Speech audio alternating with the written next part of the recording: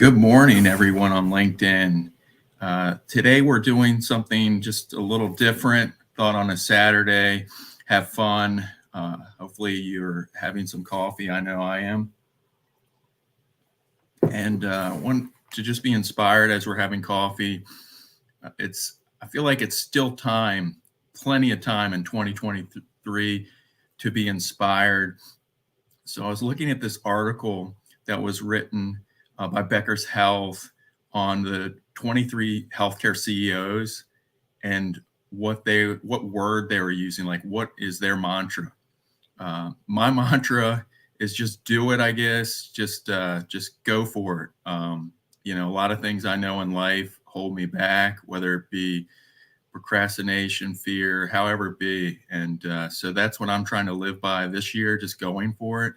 But let's just see some of these CEOs. Matt, CEO of Waystar, his was all about purpose. I think every organization needs something, a word that drives them forward, and I like that one. I'd love to hear from the audience. Put the article down below. Which one you like. I'm going to go through some of them. Leaf with Team Health, forward together. That's pretty powerful. Customer delight, that's what David's is. I know we've kind of heard that became really big with Amazon, but I think maybe even with the CEO who's no longer with us, who started Zappos, I know he was big into that. Who would have ever thought that shoes would have gone online and you could buy shoes 20 years ago from online, but it was all about delighting in the customer. And Paul is speed. So healthcare is not always known for speed. I think that's a powerful thing for an organization and healthcare to hear that and know that. Let's get going. Let's innovate, especially with this new consumerization of health. And Jason's big one is continuum. And I can imagine that's focused on trying to integrate care, integrate decisions, really making sure that they're thinking of the patient across that continuum from, in the emergency room, whether it be whatever, keeping that data flowing, keeping that experience, keeping that continuity of care, which is huge. Ron, he's probably a Six Sigma black belt, I guess, lean. Yes, healthcare over these last few years with their disruption in the supply chain and all the constraints with COVID. Lean is definitely a thing that we all need to know of in healthcare. James, urgency. I like that. We all need to be urgent. What is your time frame? Like, do you have your own time frame and your process, like 24 hours that you have to get back to all important emails? I don't know. I think everyone has their own role, and I think that's a good thing, is to put in your own systems of standards to deliver and execute. I like that by James, urgency. Simplify. I know that makes me think of Thoreau, on Walden. There's so many things that we have, and then, just beautiful design. Dan's was simplify. We all need to simplify. If you could only look at my desk, everything we do, can we do it better, more effective, with less? Michael's with Stellar Health, focus. Yes, that is a big thing. We've all seen the flavor of the week, flavor of the month. Organizations need to focus in order to really have a lasting impact on what they're doing. Well, that's funny. Impactful is the next word. These are all sort of connected themes, I guess. So, and also what was cool when I looked at this article is there's a few of them from the CEOs that are repeats. I think I saw some. Jeffries is impactful. Yeah, what we do is really important. We're taking care of people's lives. Their lives depend on it.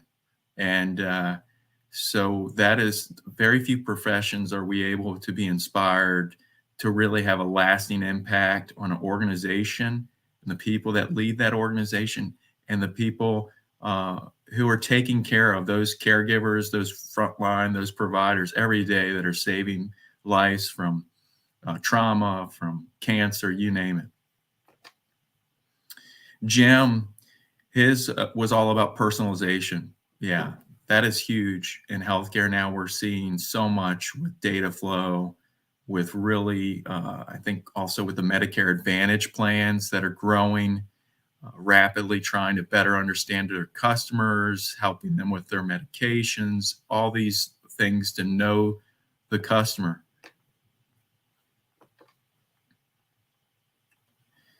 And Beto brought up a really good one is the customer. So it seems like as I go through this and I'm talking, all the words are kind of coming through. So there is a theme, patient-centered care, focusing on that customer. And Eric shares constellation. You know, just aside, I'd have to look at the article. I feel a little thrown off that I don't really know exactly what he's referring to with constellation. So when I'm looking at the article, so it says over the past few years with COVID and economic woes, the industry has been running around like a dog in a room full of tennis balls. That's crazy. Rotera has made some great advancements, but this year we need to focus on aligning all the stars, our team, our product, and our customers. Wow, that's powerful. I really like that. So now I understand the constellation is mapping out the stars, getting it aligned, and really focusing.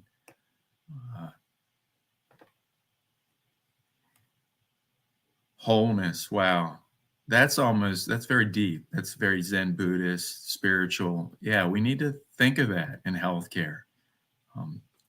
This is just something that when I looked at this article, I just thought so much of what we do in healthcare is a state of mind to lead an organization.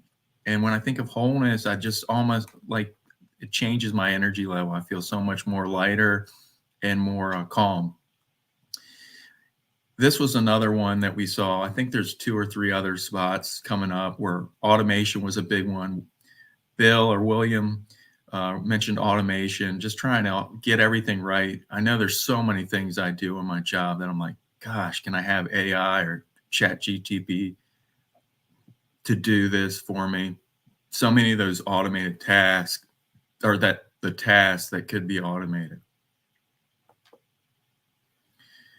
Clarity. Yes. Like clarity is to me, great focus, Lou.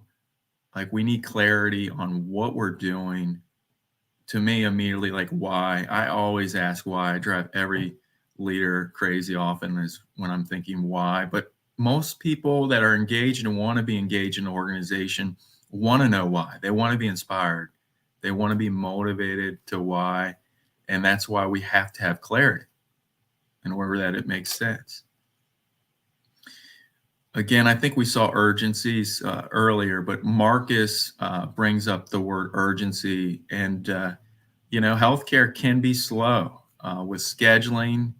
No, no other organization other than maybe the airlines or call and they don't even have a calendar. I know sometimes when I see my doctor and it's like in November, they can't schedule something 6 months out. I mean, that's just the most bizarre thing. So we need to change that whole mindset. We need to be 24/7 round the clock. And then focus, we've seen that again. Jerry's mentions focus as their word at their organization. And then again, another word we've seen often is simplify. John, that's his word. Yeah, we too often make things way too complicated.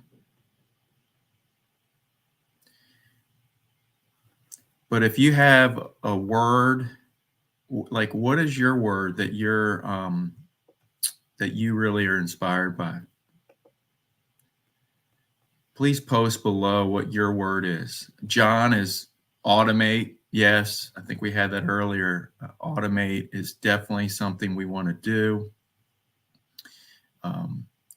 We all hate doing redundant tasks, and especially tasks that keep us away from what we really need to be doing. Michael brought up modernization. I can tell you how often I have conversations about legacy, and that's not something to be proud of. A legacy system that was written, I don't know how many years ago. Yeah, we need to have code that flows, and processes that, are no longer, oh, that's what we've always done. No, we can't do that. Again, automation. Melend is sharing that automation is their word, her word, his word. Yeah, so many things. It seems like processes I know that I am stuck with, whether it be emailing or templates or letters, resumes, sending out the offer letters, sending out submittals.